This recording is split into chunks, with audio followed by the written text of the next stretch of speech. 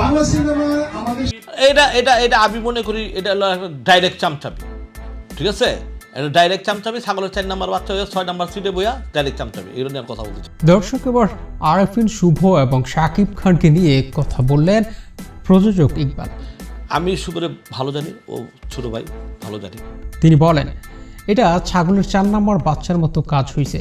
আমাদের সরকার 2 দেশের ডিরেক্টর অনেক বড় জায়গায় নিয়ে গেছে, সেখানে যদি ওর মান সম্মান নিজে ডুবাই দেয়, সেটা তো আমাদের করার কিছু নাই। জাস্ট চামচামি ছাড়া আর কিছুই না।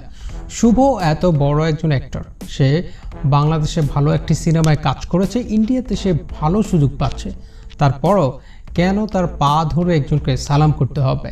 মূলত সালাম করতে হলে অবশ্যই বাবা এবং মাকে পায়ে হাত দিয়ে সালাম করা যায়, এছাড়া আর কাউকে সালাম করে যায় বলে আমার মনে হয় না।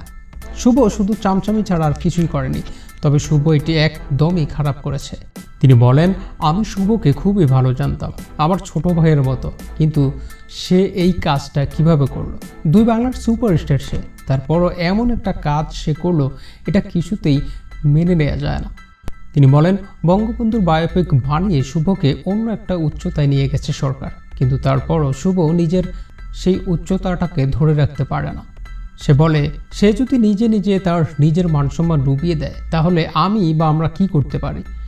সে বাংলাদেশের সবচেয়ে হাইস্ট যে পারিশ্রমিক, সে পারিশ্রমিকে সে ছবি করেছে, সবচেয়ে বড় বাজেটের সিনেমায় সে অভিনয় করেছে, তারপরও সে কেন এরকম তেলবাজি করতে গেল আমার এটা মাথায় আসে না।